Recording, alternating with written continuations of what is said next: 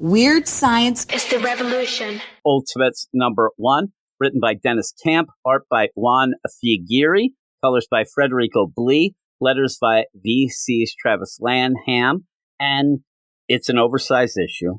You end up having a bunch of, not recap, but you see what has been happening with Iron Lad Tony Stark and, say, a Reed Richards Doom, Dr. Doom, and even stuff with Thor bleeding out, Cap in the ice. I'll tell you right now, we'll discuss before we get into this whole deal.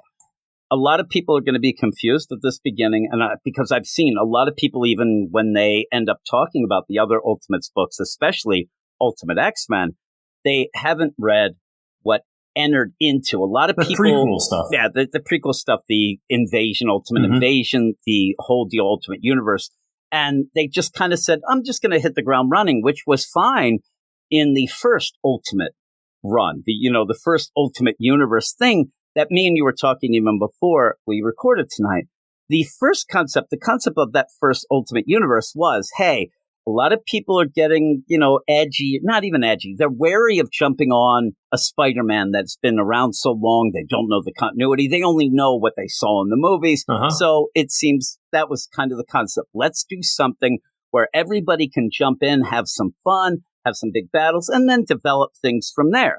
And you didn't have that with this. And I think, and I was even going to make a video on our YouTube channel before, mainly because of that Ultimate X-Men. Because when people ended up showing up, they're like, well, where's Wolverine? Where's Cyclops? But that doesn't fit exactly the MO of this story.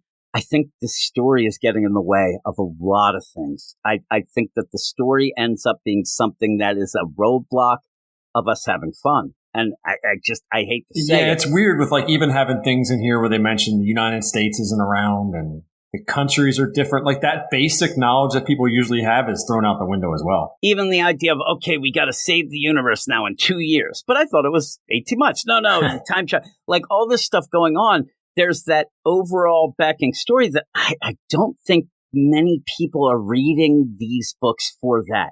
I think that when Ultimate Spider-Man came out, everybody went, oh my God, it's what we always wanted. It's Mary Jane and Peter. So people were like, oh, I wasn't going to read this Hickman stuff or Ultimate. I'm just going to jump into Ultimate Spider-Man, and then kind of drifted to X-Men. Maybe, hey, I'll grab the Black Panther book. And I don't think they know the backstory. And even me and you who kind of do, because I'll tell you, a lot of it was confusing and whatever. I wasn't that thrilled with it. It wasn't anything that I read that I thought was, oh my God, this is so awesome. I just was like, okay, I'm reading it just because I want to get to the Ultimate stuff.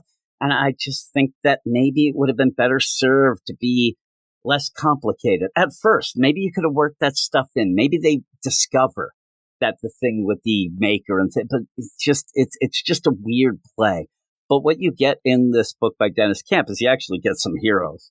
And again, why we couldn't have that with the other books is based on the story. And this is too, because it's more time travel deal where when you ended up having that terrorist attack, they end up, Tony and this kind of team of Ultimates, they zipped ahead 6 months. And now what we saw in the other books, especially the Spider-Man book, is where Tony Stark, Iron Lad, had gone and time traveled back to give these packages to everybody, like a Peter Parker. That's how he then finally became Spider-Man. Some of the tech that ended up going to other people as well is that weird play. But in this, when it starts, you get the lay of the land. You see that Tony, and remember, and they do spell it out at the beginning in the recap, but it is Reed Richards. And then at one point in the narration, Tony even says, I want to call him Reed, but I don't. He wants me to call him Doom. Well, even that, you're a good guy and you still go with Doom. It's weird. That's a weird look. And I don't know. Another weird look is they're talking about all this while it looks like they're watching video straight out from the 616 that they know of. And even that gets a little wonky if you're just jumping in here. So you're wondering what happened. Now, I think it's interesting, the idea where Tony thinks, well, he's the smartest guy in the room, even when he's with Reed. These guys will butt heads, and they do. But Tony thinks the best play would be is to create or recreate the 616 kind of here. Get people, if Spider-Man didn't get bit by the radioactive spider, let's end up redoing that. Because the maker was the one who stopped that. And it worked with Peter. He got to the point, where he is at least Spider-Man. But they say a bunch of the people ended up dying. A bunch of people even said death by superhero, like they were out and about and got killed. Whatever the case may be, it didn't really work. They said it kind of hit for a couple of them, but the plan was, and again, you get this wonky time travel deal was, we're going to send these back in time for these people, and then now we'll just have an army. It would have already worked out, but it doesn't. Cap is in the ice. They get him out of the ice, and again, they say the United States hasn't been around. I don't know that he'd want to attack somebody. He starts freaking out. Like, I mean, he's really attacking it. It's like that classic trope of, he didn't take it well. I get it, but, it's a little over the top. It's so anticlimactic, he's in the ice, like, hovering above them, and all of a sudden he just stalls out and starts freaking out. It's just... Yeah, and if you did read, say, Ultimate Invasion and those things, one of the big things was the Maker going, and like, Cap wasn't in the ice, and then they got him for like, that was one of the symbols of, okay, we changed this world. Well, Cap's there. He's still trying to, thaw his brains out. Sif is there with Thor is bleeding out. All these things leading them to wonder what they're going to end up doing. And then you end up switching, and now we go to Hank Pym and Janet Van Dyne, who have a extermination. Yeah, exterminator, insect and pest exterminator deal. I like the concept of this, and I thought it was kind of funny. Goes on a little too long. It's only a couple pages, but they end up, a guy calls them the restaurant, somebody's eating the food. Yeah, even that guy's dialogue was annoying. Yeah, that's Mongoloids. And then even then when they're there and he's like, Mr. Flambe. Yeah. And then they go Hoboken. Down into the basement and there's Mongoloids there, a family, they're drawing cave paintings on the deal. And then you get this argument of, we don't exterminate things that have societies. Well, can you imagine exterminating a Mongoloid though? It's crazy. It's hugging it. They're clutching the baby right there. Yeah. They're clutching it, and it's horrific if they do. And this guy's like, "Listen, I'll pay you double if you do. If you don't do it, I'll get somebody else who will. Yeah, I'll pay you triple." Like, no. You can end up going, and there's relocation services, and like that's too much money. This guy. But then so there's no superheroes or whatever in this world, but there's Mongoloids that just hang out. I guess the Mongoloids just were born and just Mongoloids, and this Janet ends up saying to Hank, like, I want to have kids in this world, but the whole play of this, like Peter, who we saw depressed Peter, there's something I'm missing, something I was supposed to be, and I just can't. You end up where Hank's having dreams. I mean, it's pretty much straight on. Hank's having dreams that ants are talking to him, and Janet's having dreams of shrinking and getting bigger. Like, the play is without that. When that was taken away from him, which seems like it would just be the idea of pushing them aside, Hank Pym particles deals. And so they know somehow something's wrong, something's going on. Hank knows more because as their, van is pulling away, this crazy pest control van is pulling away, you do end up having Tony come down and stop the van, or at least try to. And when you end up having almost an accident from the back of the van, the ball that is what Tony is sending out to everybody in the past, like he did to Peter, we see that Hank got one of those. Yeah, he was holding on to it. Yeah, he's holding on to it. And the big play here is, and again, this is not going to shock anybody, he has kind of looked into the ball and then looked into what it said and what he was, and he realized he's a wife beater.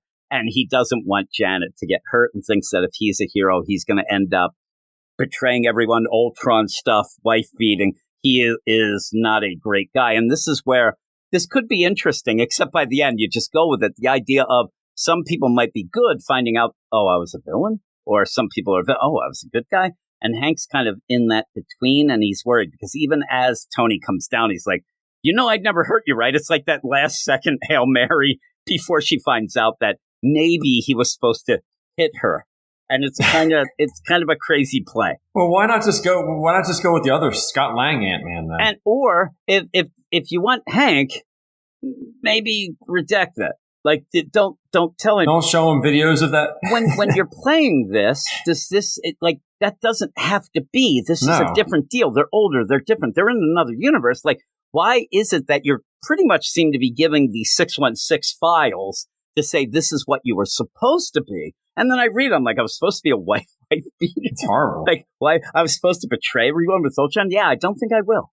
You're not really. And that's what happened with Hank. He didn't want to do it. He didn't get rid of it, but he didn't want to do it. So while the current day, because again, this is now current, You have Tony trying to convince Hank and Janet to join in, while you have the holographic Tony talking, doing that spiel from before. And then Janet's upset. They don't understand what's going on. And while all that's going on, you have to have something happen. They get attacked by Captain Britain, who's French, and you have a big battle. And it's okay. But the Captain Britain thing is just, this is the big bad guy they're fighting? Like, I guess because, remember, this is the other thing, though. If we end up, and why they don't have it in these issues, the full-out grid and all the people that are in charge of the different, continents and countries and things like that. It just happens that here he is, Captain Britain, who isn't, our Captain Britain, but he ends up where he is in control. He's going to attack, and you just have a big battle. He's fighting, they're like troll monsters there, too. And I'm pretty sure these guys are humans that are in these suits, too, right? Janet. Janet Van Dyne. Yeah, she just flies through one of their heads and kills it. You know what? Times are tough. We'll have to see what they say. She gets her. I know we're not at that point yet, but she gets her powers back, the suits, and immediately she's an expert. Spider-Man took 3 issues to figure out how to do it. One panel. Yeah, she struggles, and then she's like, "This is amazing." And it's weird because, again, if you tell me I was supposed to play the piano, maybe I have a natural predilection. Still got to practice it. I still have to learn it. And so when she's doing it, she has one panel where she almost gets shot, boom, lands, and then takes off and yells, "This is amazing," while Hank's like, it'd be funny if Hank's like, "If you don't get back here, I'm going to backhand you." Like, that would be funny. Like, he's already doing it. Yeah, then she's just going on. She flies through the guy's head. There's blood all over her, and then she vomits. It's like, what is going on here? How about this? This is what I think. I don't think they're humans. Okay. I think that what is that red stuff all over her body? Yeah, then? I think that the puke might be because it's like, I don't know. There is red stuff, but maybe it's like a lot of red stuff. Maybe it's motor oil. I would hope that she did. I don't know. It looks like I hope she didn't kill people, but maybe she did. Hey, like I said, times are tough. Well, that's going on because Janet ends up, hey, if we're supposed to be superheroes, let's do it. And Hank's like, but we have a pest control business. Like that's great. But he ends up finally doing it in a way that's kind of cool as the whole Ultimates team is fighting. And even you get the play where Tony ends up Ultimates attack because they don't have, any sort of like Avengers Assemble slogan. Yeah. So they end up doing it. I thought, here's the thing. I'll admit right now, I thought it was going to be bigger and crazier and better. It's not bad. It ends up where I thought that the beginning, trying to catch people up, ended up taking a little too long, and that's because of what the story was going in. I think we have to get past the point where we don't have to worry about, like, if we get to a point where, all right, the Maker, because he's going to come back at this certain point. He is ending up, and we're timey-wimey stuff of, he has eternity to plan when he comes back. We only have 18 months, all that. Once that's done, and if this is still going, maybe then we could just be like, all right, we've been in this whole deal. Let's go forward. Because I just kind of want to have superhero stories and things like that. But this felt more like that than anything we've had, at least. But yeah, Hank gets it. He's, ends up doing his thing. And I did like the idea where it looks like everybody's in trouble and it looks like Captain Britain is going to end up taking them down. You end up, Hank just stomps on him. I mean, that's a cool panel, though, with this huge foot. And he just kills all these guys, including Captain Britain. And I love, he gets away, they say. He kills the giants. Oh, that's the best. Because when you end up seeing the footprint, even with that, because he's whatever brand of boots he's wearing has that star deal. It looks really neat. Of course, he's got the branded boots. Yeah, exactly. And then he probably has a sponsor, MeUndies. You end up where those giants are just dead. The overall thing, I like this issue. I think it's kind of cool. I want to see what comes from this because now it's out and about. This is what I thought would be the big thing that kickstarts all the other books as well, or at least gets them going again, is the idea of it's on the news. There is this team led by Tony Stark. They're looked at as terrorists, but they are a hero team. And how is this going to end up, affecting if we do have, say, mutants, like a Wolverines in Canada hanging out. He sees this, maybe something. And most of them are probably having these dreams, remembering what it should be, all that stuff going on. So I think that it should kickstart all of those. And then we will add more and more as we go on. But overall, the art I liked the art. There were parts where I wish that it was a little bit more detailed and I saw exactly what was going on. It wasn't exactly the greatest, The art it's sufficient. It's a great job, but I just, on a book like this, I expect a top tier, whatever the best artist Marvel has. Yeah, I like it, but Whatever even at one point, you even have where Captain Britain comes in and like, oh man, he's mad. And you end up having that quote of, oh, it's because of me that he doesn't have peripheral vision. And I'm looking at that point, you couldn't tell what he had meant. that white eye. Yeah, the white eye. Once you get closer and they start talking about it, I was looking for an eye patch. I know. Where's that? But he has that like white young eye. Eric Shea. Yeah, really. But it took like a page to get to the point of seeing that eye. Then you see it, but even then, it didn't seem as pronounced. But some of the faces are weird too. The Hank Pym face is odd to me. I don't like it, and there's a couple other weird things. But yeah, I thought it was going to be bigger. I thought it was going to be like more bombastic. But again, I'm sure we'll get yelled at for that. But what would you give it? I'll give it a 7. I'm giving it an 8. I think that a lot of mine was too. I could have even been higher, but I think I was expecting way more. Even just the art, like you said, but also the story. I thought it was just going to be like, oh my God, like this wasn't the book. When we read The Ultimate Spider-Man and saw the family May, all this Mary Jane, it was like, oh my God, like you had to tell people about, oh my God, you got to see this, whatever. Nothing in this really made me want to say, you got to see this. Weird science is the revolution.